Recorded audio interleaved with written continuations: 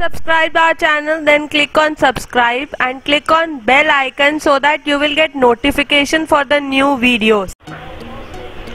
Hello friends, in this video I am going to tell you the answers of IBO 06 International Business Finance. The questions which we have discussed in the previous video, you can see the link of the question in the description. Capital asset pricing model एक method है cost of equity को find करने का। तो ये method जो है market rate of return को लेता है, रिस्क फ्री रिटर्न को लेता है और क्या रिस्क इन्वॉल्व है इक्विटी में, तो इसकी थ्रू हम लोग CAPM को फाइंड करते हैं, मतलब कॉस्ट ऑफ कैपिटल को फाइंड करते हैं। The formula is cost of capital is equal to risk free return plus reward for risk being undertaken, or you can say that K is equal to risk free return plus beta into market risk premium, and in short K is equal to RF plus beta KM minus RF, where K is equal to cost of equity, RF is equal to risk free return and KM is equal to average return from the market securities. B is for the beta, that is risk factor. MIGA, that is Multilateral Investment Guarantee Agency, ये क्यों बनाई गई है? ताकि protection मिल सके political risk से, और ये स्टार्ट हुआ था 1988 और ये एक मेंबर है वर्ल्ड बैंक ग्रुप का। के अपने बोर्ड ऑफ गवर्नर्स है। It has a capital stock of SDR $1 billion. Its membership open to all World Bank members. MIGA offer करती है पॉलिटिकल रिस्क को कवर करने के लिए, जैसे कि ट्रांसफ़र रिस्ट्रिक्शन हो गई या कॉन्ट्रैक्ट ब्रीच हो गया, मतलब ख़त्म हो गया, या कोई भी वार हो गई, सिविल डिस्टर्बेंस हो रही है कंट्री में। तो बेसिकली मिगा कवर करती है पॉलिटिकल रिस्क को, और मिगा की पॉलिसीज 2 क्लासेस में डिवाइड है, that is investment marketing services and investment guarantee services. Options या करेंसी ऑप्शंस या ऑप्शन हेजिंग टेक्निक के थ्रू यूज किया जा रहा है। These are one and the same thing. Option के नाम से ही पता चल रहा है कि ये हमें कोई चॉइस दे रहा है। चॉइस मीन्स कि या तो हम खरीद सकते हैं या बेच सकते हैं, ये वाली चॉइस दे रहा है। Option giving an right but not the obligation to buy or sell at a future date at an agreed price. ऐसी चॉइस मिल रही है तो कोई प्रीमियम और स्ट्राइक प्राइस हमें देना पड़ेगा। तो प्रीमियम क्या होगा इस केस में? प्रीमियम वो वाला अमाउंट होगा जिसमें आपको फ्लेक्सिबिलिटी मीन्स चॉइस मिल रही है, या तो आप खरीदो या ना खरीदो, या बेचो या ना बेचो। और स्ट्राइक प्राइस वो वाला प्राइस होगा जहां पर आपके पास राइट है कि आप बेच सकते हो या खरीद सकते हो। फिक्स प्राइस जो आपने सेट कर लिया है बायर या सेलर के साथ कॉन्ट्रैक्ट में। ऑप्शंस भी 2 तरीके के होते हैं, पुट ऑप्शन, कॉल ऑप्शन। अब पुट ऑप्शन में एक कॉन्ट्रैक्ट है, ये इसमें हमें राइट मिल रहा है कि हम सेल कर सकते हैं at the fix price. You have the right to sell at fix price on the schedule settlement date, and you have the right to reject this contract if you don't want to sell your shares.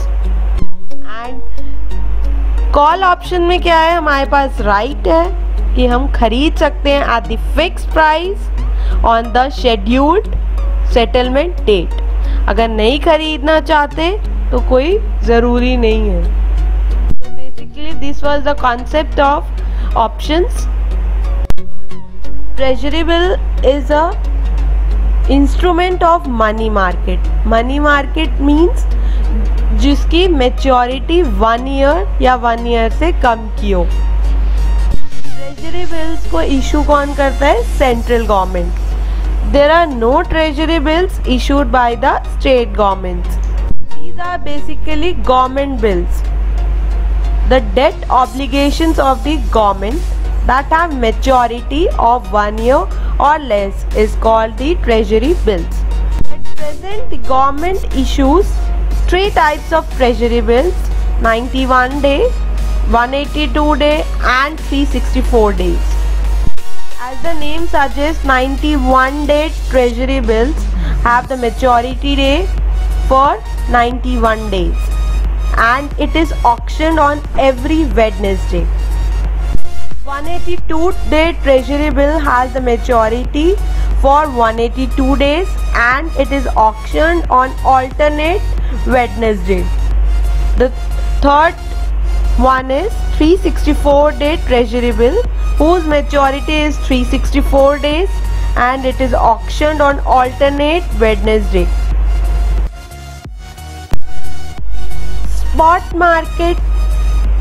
Spot market या spot exchange rate one and the same thing. Spot market means ऐसी market जहां पर delivery और payment same day पे हो। और forward market वो market है जहां पर डिलीवरी और पेमेंट सेम डे पर नहीं हो रही, मतलब फ्यूचर में पेमेंट हो रही है या फिर फ्यूचर में डिलीवरी हो रही है। Of shares or delivery of goods. Direct and indirect quote.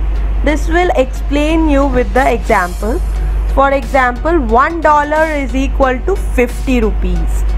So it is expressed in the direct quote where domestic currency divided by the foreign currency. That is, the foreign currency is written in base currency. And the reverse of direct quote is the indirect quote. That is, indirect quote means 1 rupee is equal to $0.02, where the foreign currency is divided by the domestic currency. Here the base currency is our domestic currency, that is Indian rupee. Bid rate means the rate जिस पे bank खरीद रही है dollar और customer बेच रहे हैं। तो बैंक यूजुअली खरीदती है कम रेट पर और बेचती है ज़्यादा रेट पर। और offer rate is a rate at which bank will sell and the counter party that is customer will buy the currency, base currency. Foreign exchange market is a market जहाँ पर एक करेंसी को exchange किया जाता है दूसरी currency के लिए। It is also known as forex. 2 types of foreign exchange market, that is domestic and international foreign currency markets. So domestic foreign currency market serve the foreign currency buying, selling, borrowing and lending needs of residents, whereas the international market serve non-residents also. Here the currencies are traded in the form of derivatives such as options, swap, futures, etc. Functions of foreign exchange market. पहले function था, मतलब पहले के time में, कि एक physical centre या you can say trading floor बना हुआ था, कोई शॉप बना रखी थी या कोई ऑफिस टाइप बना रखा था जहाँ पर ट्रेडिंग होती थी। पर अब सारा सिस्टम ऑनलाइन हो गया जिसको बोलते हैं screen trading. Means network of telephone या कंप्यूटर्स या इंटरनेट के थ्रू सारी ट्रेडिंग हो जाती है ईजीली। अब बायर्स और सेलर्स को इंफॉर्मेशन मिल जाती है प्राइस की या ट्रेडिंग एक्टिविटी की इंटरनेट के थ्रू वेरी इजीली।